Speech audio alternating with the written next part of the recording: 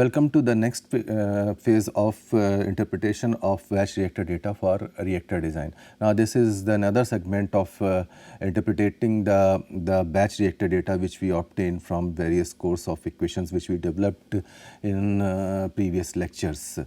So let's have a brief look about that what we studied previously. We discussed about the various temperature dependent terms. They are responsible for the various control activities in polymerization reactor.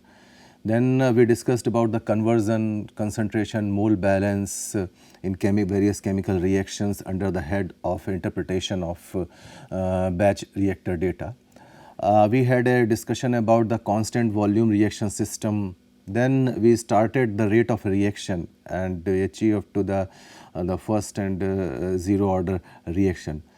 Now in this particular lecture we are going to study about the interpretation of batch reactor data phase 2. Now this comprises various second order reactors or reactions, both equimolar and non-equimolar feed. Then we will discuss about the nth order reaction along with the half-life concept of reaction scheme. Then we will discuss about the varying volume reaction system. So let us start with the second order reaction scheme. Now this is a bit mathematical one. Now suppose a second order bimolecular irreversible reaction is occurring with the reactant say A and B, and they produced the product P. So let us have a broad mathematical representation of this particular reaction like A plus B. Here our known reaction constant and it is the P. P stands for the product. So the rate equation for this particular chemical reaction, it can be written as for minus Ra. If you recall that in the previous lecture we said that A and B both are consuming in the reaction mass. So we used to denote their rate as minus because they are consuming, and whatever product you are getting, that is being accumulated and that is being generated in due course of time, that is it is represented as with plus sign. So this is equal to minus dCA. Recall C represents the concentration. So Ca represents the concentration of A over the period of time, and this is represented as Kca. Sorry, this is beta. Right. Now these are the stoichiometric coefficients. Now as for the elementary chemical reactions in question, the order of reaction is usually the sum of stoichiometric coefficient raised to the power of a concentration term in the rate law. Now see, before we go into the detail, let us have a look about the stoichiometric coefficient or stoichiometric number. If you recall previously we studied about the reaction like A plus B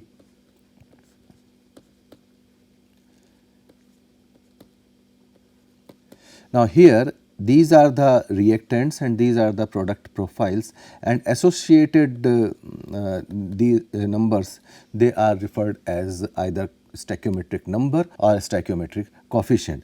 So as far as again go back to the elementary chemical reaction, now if we try to represent this thing mathematically, the overall order of reaction, say n.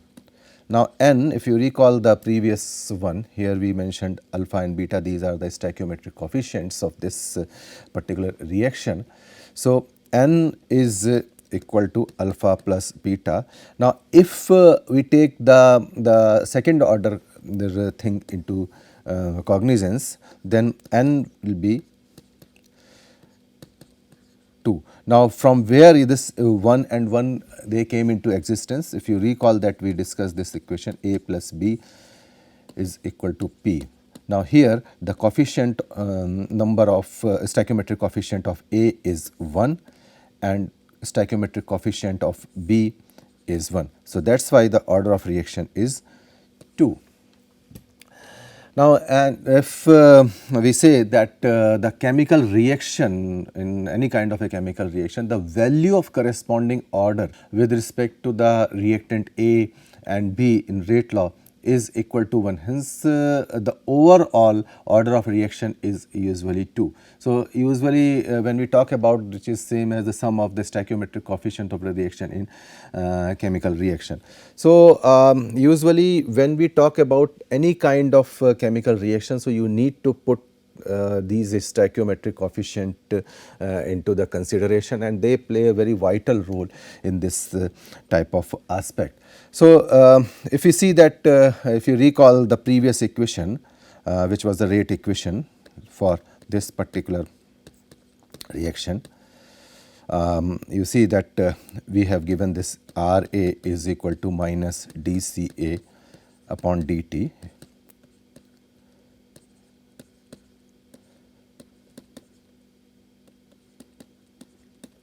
Now, for this, the rate equation becomes minus Ra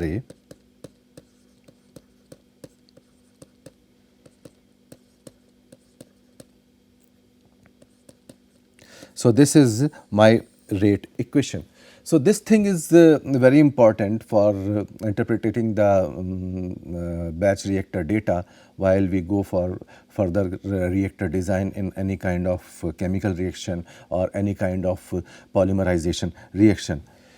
Now, for equimolar concentration of a reactant A, let us say that both reactants A and B are having the property of equimolar.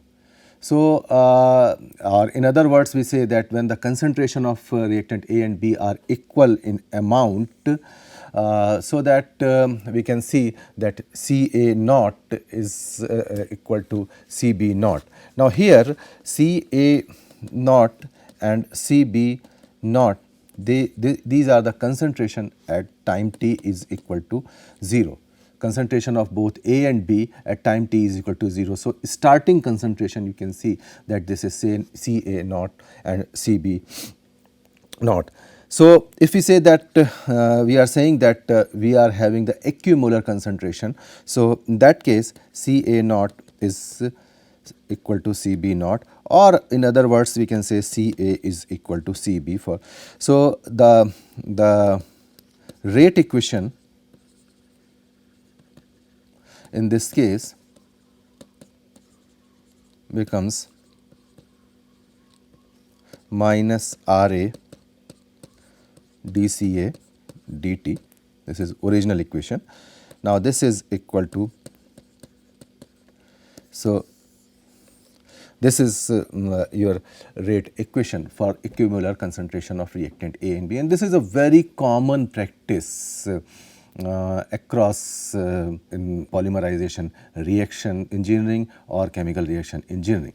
Now, again go back to this particular thing, that if we try to rearrange and integrate with the initial conditions, that is the concentration may vary from say Ca naught to Ca from time t is equal to 0 to t. Now, this is a very common thing. Now, say if A plus B again gives you P.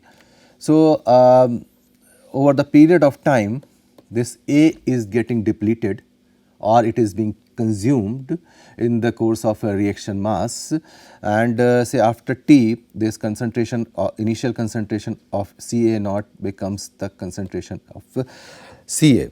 So, in this case, if we try to rearrange and integrate this initial condition, then my equation will become, this is your starting Ca naught to Ca over the period of time t, this is the time t, this will become dCA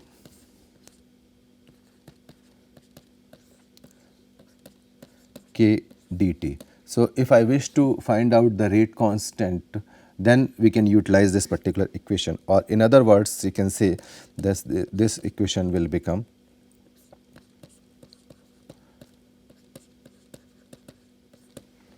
now this is my final equation for representing this thing. So, by this way we are discussing the various nitty-gritties of batch reactor data. Sometimes you may have equimolar concentration of the reactant, sometimes you may not. So, we must acquainted all kind of a scenario for achieving the better result for prediction of any kind of reaction engineering data. So, that is why we are discussing everything pertaining to this particular approach. Now, for rate equation, if sometimes people may ask that okay gentlemen, this thing is very good, but sometimes we need to represent the rate equation in terms of conversion. So, on putting the value of Ca in terms of the conversion in the previous equation which we developed over here, then we may have the concentration of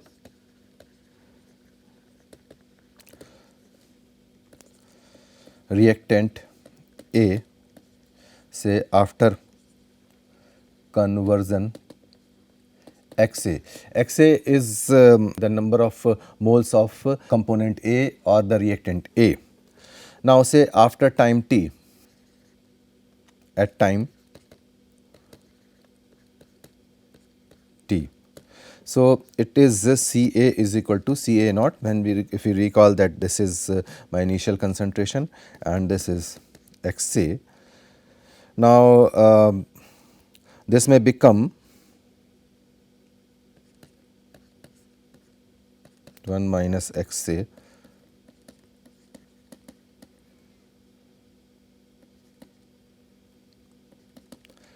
now the genesis of this equation is 1 upon Ca naught 1 minus Xa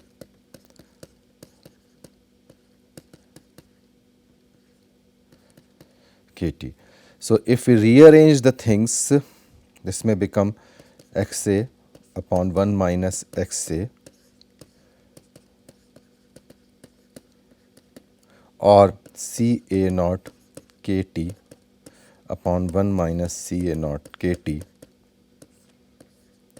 This is Xa. So, by this way you can find out the conversion of the reactant A in different approaches, and sometimes this particular information is extremely useful for prediction of any kind of data which is required for the designing of reactor or designing of other parameters for polymerization reaction.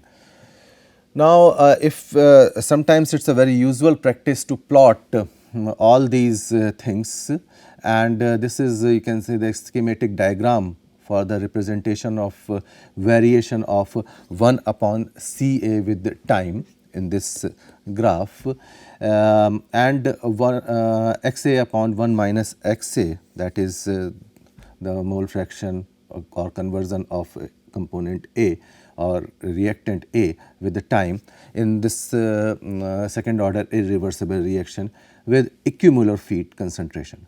So, if you recall that we had this n is equal to 2, that is the order of a reaction, and both reactants A plus B are equimolar in nature. So, you see that this slope is represented by Kca, and similarly over here the slope is K if we try to plot with respect to time and inverse of concentration of A. So, these representation is very useful for prediction of any kind of unknown or prediction of any kind of the behavior of the batch reactor in due course of time. Now, for second order irreversible reaction, we cannot achieve the full conversion of reactants, as usually the Xa is always less than 1. If you see these previous equations, so you see that Xa is always less than 1. Now, the rate of change of Xa with respect to the time is a function of initial concentration of a reactant. So, upon increasing the initial concentration of reactant, there is an increase in the conversion. So, that is a very important point for taking care of any kind of reaction engineering approaches. Now, sometimes we may encounter another type of thing, that is the bimolecular and irreversible second order reaction with non-equivalent molar feed of reactant A and B. Now, previously we discussed about the equimolar feed aspect, where both A and B, they were having the equimolar concentration. Now, sometimes you may have a non-equimolar type of thing, maybe the concentration of this or number of moles of molar concentration of A may be different with the molar concentration of B. So, let us try to solve this particular thing mathematically. So, suppose a bimolecular irreversible second order reaction with a different initial reactant concentration of say A and B is consumed to form the product A, like this. This particular equation deals with this type of scenario. Now, expression for the reactant concentration A and B in terms of the conversion at time t may be given as, so the reactant concentration and after time t with respect to conversion is Ca naught 1 minus Xa.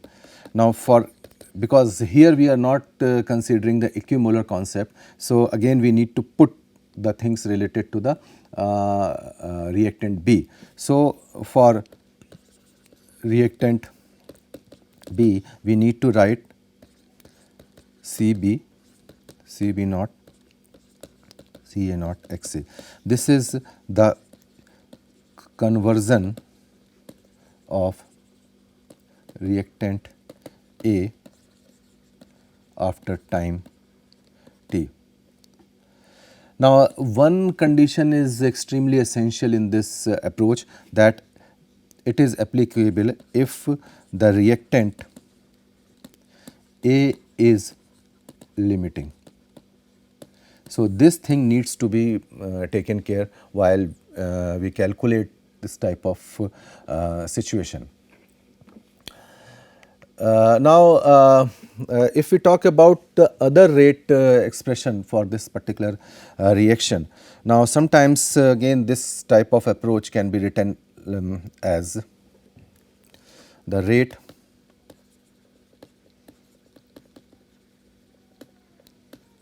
for the chemical reaction is minus Ra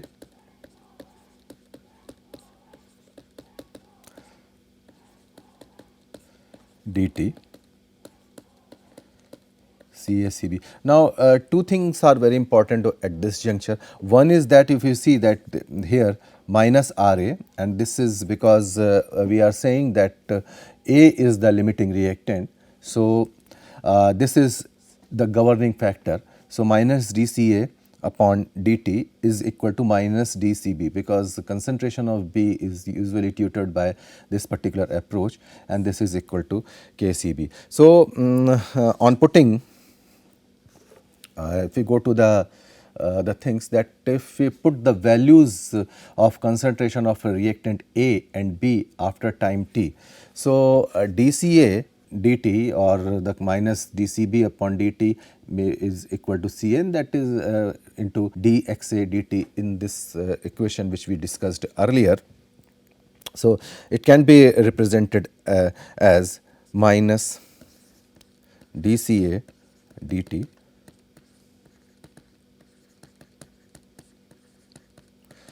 which is equal to Kc 1 minus Xa Cb naught. This is the initial concentration of reactant B.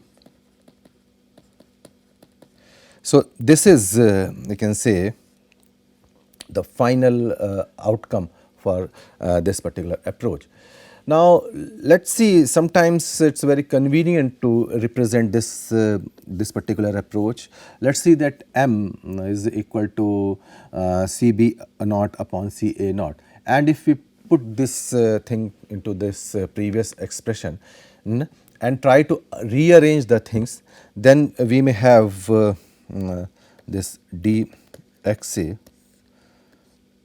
upon 1 minus xa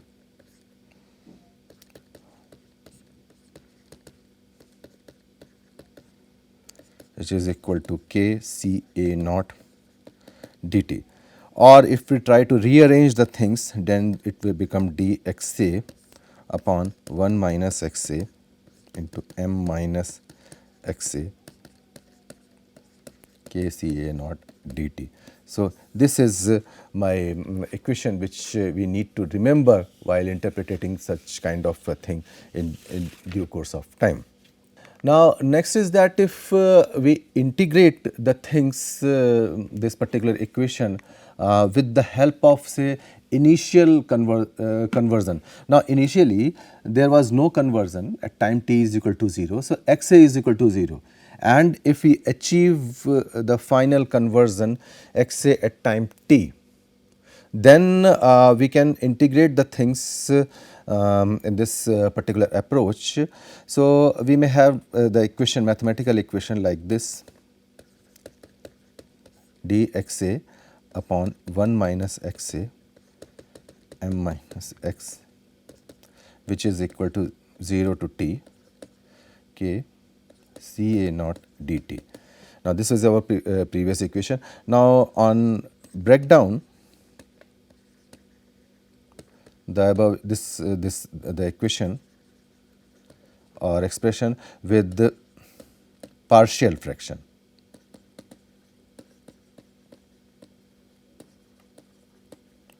We have dxa upon 1 minus xa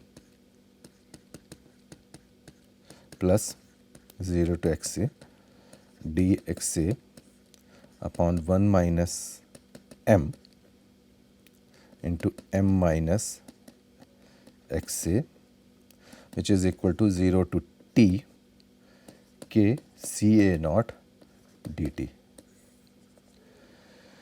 Now, this may become 1 upon m minus 1 0 to xa dxa upon 1 minus xa minus 0 to xa dxa upon m minus xa. Now, these mathematical, this is equal to 0 to t k C A naught dt. Now, again if we keep on rearranging the things with respect to the mathematical approach, this will become minus ln 1 minus xa plus ln m minus xa minus ln m. This is equal to k C A naught t. So, again upon rearranging m minus 1 ln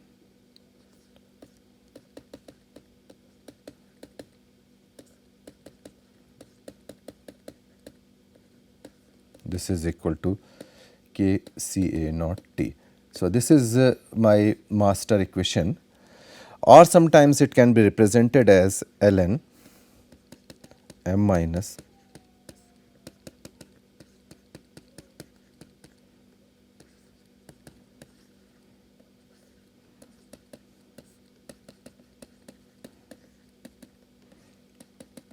m minus 1. Now, this is again the rearranged form of this particular equation. So, this thing is again very important thing pertaining to the approaches associated with this type of prediction. Now, this particular thing is required the final result for the calculation of conversion XA say after time t in the second order irreversible bimolecular reaction with non-equivalent reactant conversion.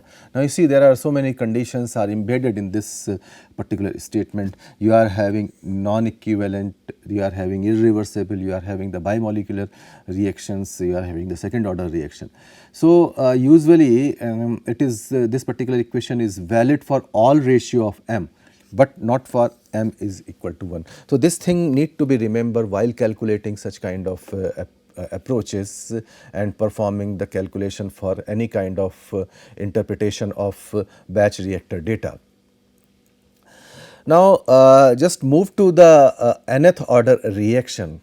Now let us move to the nth order reaction. Now the rate of this particular rate equation for this particular nth order reaction can be represented like this: minus Ra is equal to KCAN. This is the order, right.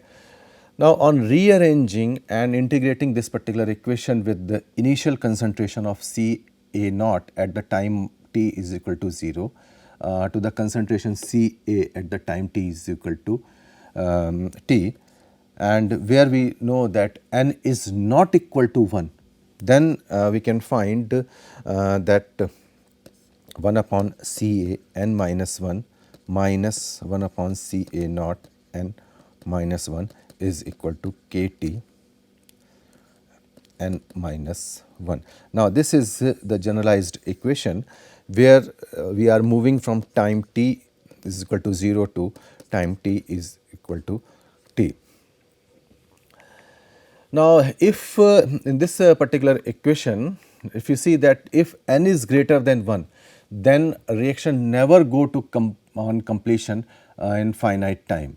Now if n is less than 1, then the reactant concentration will fall to 0 and then becomes negative at the finite time of interval. Remember, there are only 3 possibilities in such kind of a scenario. One is that either n is less than 1 or n is greater than 1 or n is equal to 1. But we have eliminated this n is equal to 1, that is n is not equal to 1. So that is why we considered these two situations. Now for as far as the real concentration of the reactant, they could not become negative. So the real limit of integration method is usually we are going to discuss in this particular approach, beyond which it is not applicable for any kind of real system. So this is the real scenario C0 at t 1 minus n into k. So this is the scenario where you are having the you can apply for the real system. Up to this stage we discussed about the second order reaction. We developed the methodology for or mathematical representation for batch reactor data interpretation for nth order reaction. Subsequently in the next lecture we will discuss about the half-life, because it is again a very integral part of your interpretation pattern of batch reactor. So we will discuss about the half-life and other associated things. Thank you very much.